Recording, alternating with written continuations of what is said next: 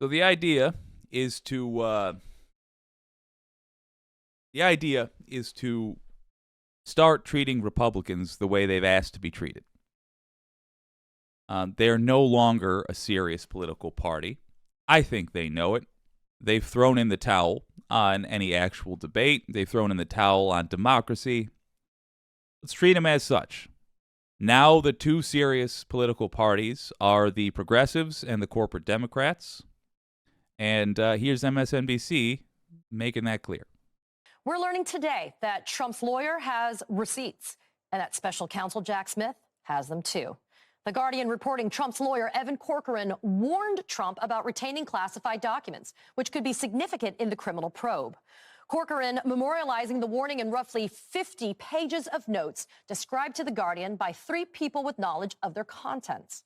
The notes being produced to a federal grand jury after an appeals court allowed the attorney-client and work product privileges between Corcoran and Trump to be pierced because judges believed Trump might have used Corcoran's legal advice in furtherance of a crime.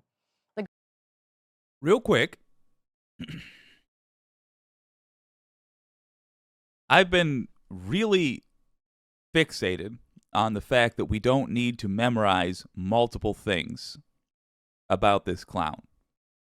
If you want to just choose which one you're going to present as the reason nobody should be voting for this criminal, hey, how about that?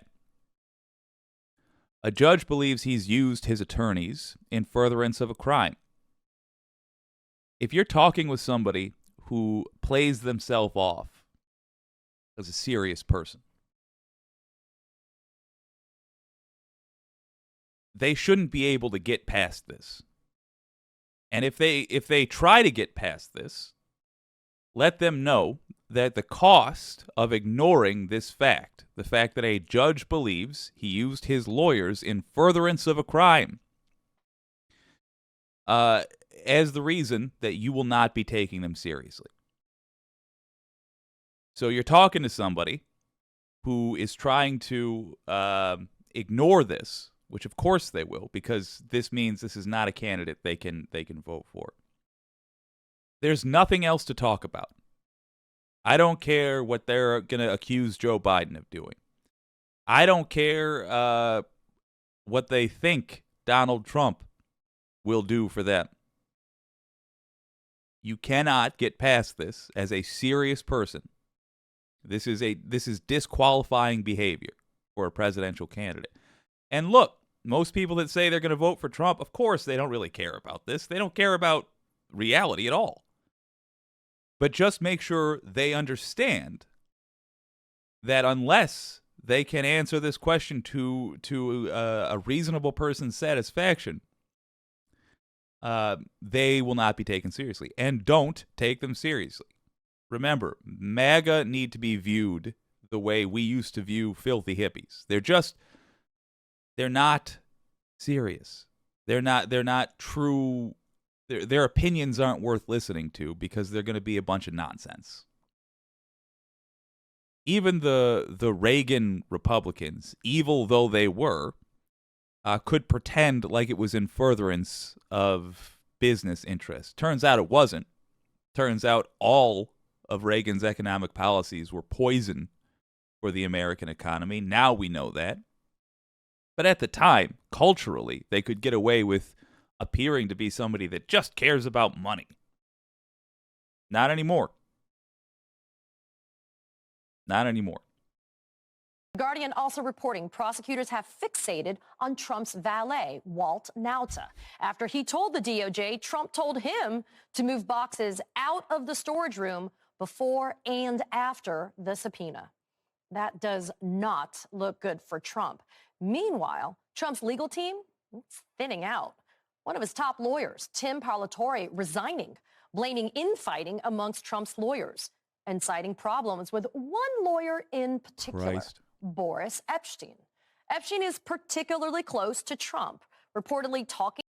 I tried to let it go. I'm not mature enough. What's with the glaucoma glasses, pal? What's going on there? Listen. Costco Terminator. You don't. If you have those glasses laying around, unless you have a medical condition, you shouldn't wear them. I love sunglasses. By all means, wear sunglasses. Those are goggles. You silly man. But at least he's got the sense to ditch Donald Trump as a client. And Epstein is particularly close to Trump, reportedly talking to the former president multiple times a day. Parlatore saying interference from Epstein made his job just too difficult. There are certain individuals that made defending the president much harder than it needed to be. Boris Epstein, who had really done everything he could to try to block us, to prevent us from doing what we could to defend the president. He served as kind of a filter to prevent us from getting information to the client and getting information from the client. Joining us now is Hugo, and the Mar-a-Lago documents probe is not the only entanglement keeping Trump on his toes. The New York Times reporting Eugene. Good recovery. Do want to talk about that real quick. It ain't nothing that he's using his lawyer like this. This is, and we've been talking about this since I became obsessed with that book by Ellie Honig. These are mob tactics. This is how the mob controls folks. So just remember Donald Trump acting like a mafia guy, only, a coward. Carroll, who recently won $5 million in damages from Trump for her civil suit for sexual abuse and defamation. Thing number 2 that no Trump voter should be able to get past, and I was thinking about this all last night. The civil trial. Come on. You kidding me? He was accused of rape. A jury found that more likely than not. Guy's a rapist. No serious voter should be able to get past that. And as soon as they start whining their excuses, you just toss your hand up and start ignoring them. Just make it clear when they get to that point that they're not worth talking to. Their arguments aren't worth listening to. Unless they're saying, I recognize that he's a foul human being, but his personal life, horrifying though it may be, is not why I'm voting for him. Is not why I'm voting for him. I'm terrible talking today. That is an actual argument, and if you want, you can have it. But if they're saying anything else, like they're all just lying about him, just visibly make a scene with them of disrespecting them. Even if they're a loved one, do it out of love, because they need to know that they're making an ass of themselves. They need to know that they are. You don't respect their opinion or them, and you shouldn't respect their opinion or them. Not until they drop that garbage opinion. They need to know that's what the world thinks of them. That's what the rest of the world certainly thinks of America right now. Changing this culture is going to be the biggest step towards saving the United States. Saving the culture. And we're going to do that through relying on a weakness of America, which is tending to need to stereotype things to understand them. Change up those old stereotypes. Republicans are no longer the fiscally responsible but heartless group. No, they're heartless psychopaths. They're cultists who worship a diaper. It's not his fault he wears a diaper. They're cultists who worship a con artist. Really standard cultists, but that they've infiltrated politics. That's all they are. Treat them like it. All right, let's let this play out. Is now seeking a, quote, very substantial additional amount in response to his insults during a CNN town hall made just one day after she won her case. Trump's attorney responding, saying Carroll's, quote, 11th hour attempt shows her, quote, true motivation. Joining me now for all of this, Hugo Lowell, political investigations reporter for The Guardian, who broke the story on the notes revealing Trump was warned about retaining classified documents, and Neil Katyal, former acting U.S. Solicitor General. Hugo, Neil, glad to have you guys here tonight. Hugo, I'm going to start with you. 50 pages of notes. That's a lot of self-preservation by Evan Corcoran, right? Yeah, and it's what's in the notes that really piqued the interest of federal prosecutors working for the special counsel. At least 2 points in particular, according to our reporting. Number one, that Corcoran informed Trump in no uncertain terms that he could not retain any of the classified documents that had been subpoenaed when Trump asked if they had to give everything back. And second of all, that Trump and Trump's valet, Walt Nauder, had unusually detailed knowledge of the subpoena response. They knew when Corcoran was conducting a search, where and when he was searching, and all of that, seems to point to involvement from people at the heart of the obstruction investigation, having unusually high levels of knowledge of what was going on when Corcoran was trying to complete that search. Neil, Evan Corcoran warning his client, Donald Trump, that he could not retain any classified documents. I mean, doesn't this evidence make special counsel Jack Smith's case on obstruction a layup now? I think it does, Katie. So I've really for a long time thought this was the strongest potential criminal case against Donald Trump, and it gets stronger and stronger every day. It's always been clear and easy. And, remember, we've always known that Trump had these highly sensitive documents long after he was subpoenaed. So the current investigation is not as much about did he have the documents? They know Trump kept them, but whether he knew he was doing something illegal when he kept them. Now, in an obstruction case, a target wants to play dumb. He wants to convince prosecutors, look, I didn't know I was doing anything wrong. And normally, Katie, acting dumb isn't, shall we say, the highest of hurdles for Donald Trump. But in this case, his own lawyer's notes show he needed to hand the documents over and that it looks like he was manipulating them, according to.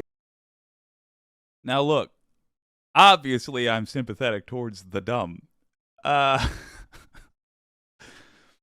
he's being very clear here about acting dumb. And the problem is Donald Trump is both acting dumb and he actually is dumb, meaning that he's doing a poor job of acting dumb because he's revealing knowledge he truly does have and making his criminality obvious.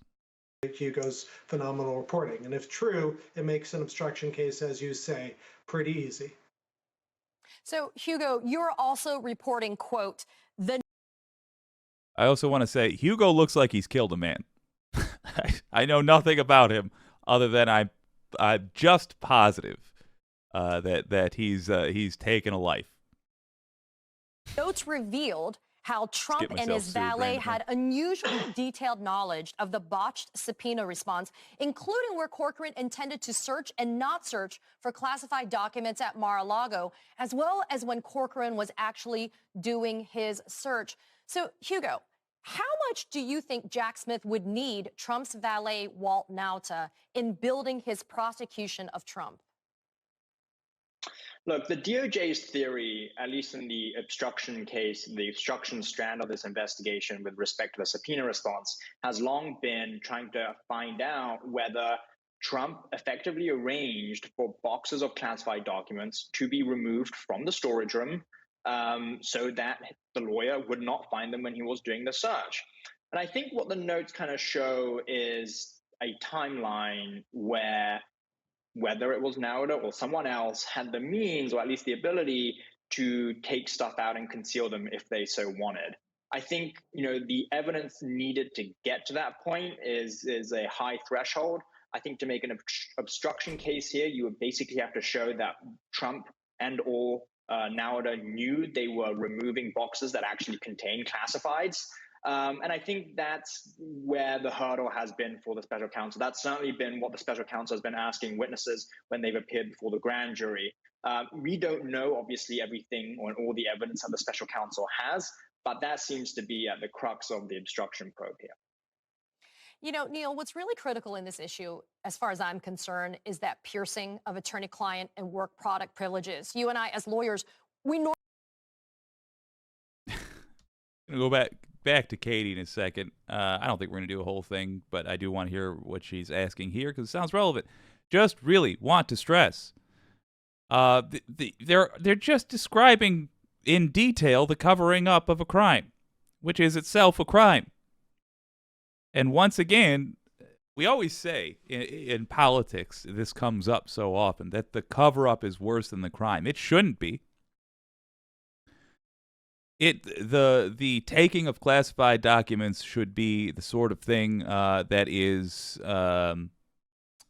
what you go to prison for. In the future, we will have to fix that. And you know what? Fortunately, Donald Trump is helping us. Until now, really what that's meant, that the cover-up is worse than the crime, it's meant that it is so difficult. It's not what was intended to be said, but it is what was said. What was intended to be difficult was to hold a politician accountable for anything. And the only thing you can't do is look shady. That's it. You just can't look shady. And if you did something wrong, you have to hang your head and do a press conference and say, I shouldn't have done that. Anyway, 2 months probation. But yes, currently the way things work, the cover-up is indeed worse than the crime. And Trump really, really, really, really, really tried to cover up the crime. is that piercing of attorney-client and work product privileges. You and I, as lawyers, we normally would never have the conversations between clients and ourselves disclosed to a federal grand jury or federal prosecutors, and we certainly wouldn't have our work product in terms of our notes. In this instance, though, not only was it a trial court judge, but an appeals court said, you know what, there's enough evidence of crime fraud here to be able to sustain piercing those particular privileges. Considering all of that, do you think we're at the point where an indictment should be about as imminent as possible? I do, Katie, and you've hit it exactly on the head. So when a client comes to talk to me, let's say a criminal defendant facing jail time, normally those conversations are privileged because I need to be able to defend that person, and that person needs to be able to talk to me openly and honestly. And that's, one of the oldest privileges in American law is that you can talk to your attorney and not have to worry that it gets out into open court. The exception, and it's a really narrow one, I've almost never seen it actually applied in practice, is when the lawyer is party to the crime in some sense. And here, as you say, it's not just the trial judge, but the Court of Appeals, our nation's second highest court, said, yeah, it looks like a crime was committed and looks like this evidence is material to it. And that's why the information's coming out in this criminal investigation. That, to me, as your question indicates, says this is a crime. It's a very high threshold. The judges have already determined it to be a crime. Now the only question is whether it's Trump or someone else that the attorney-client privilege was pierced for, and I suspect there's one probably pretty easy answer to that question. There you go.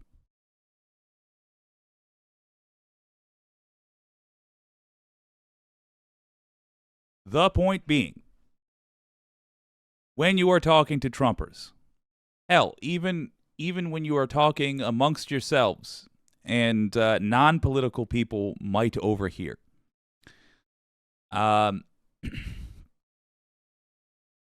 you don't need more than that right there to demonstrate why anyone even considering voting for Trump is a clown. They're not a serious person. They live in La La Land.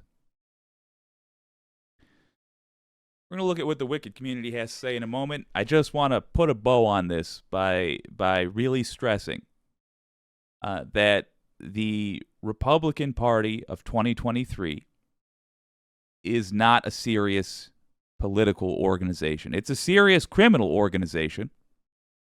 It's members who run things, all in some part, from what I have seen, have done things worthy of prison time. There might be a few exceptions. There might be a few people who have sat quietly with their hands in their laps. I don't know them. And it's not worth searching for them. They want to make themselves known. If they want to come begging for forgiveness, fine. But the culture in the United States, good God, needs to be such that anybody who identifies themselves from here on out as a Republican is derided, is laughed at, is viewed as an unserious person whose opinions in anything aren't really worth considering. It's going to be awkward. It goes contrary to what people on the left like to be. We like to be nice, but we can't afford to be.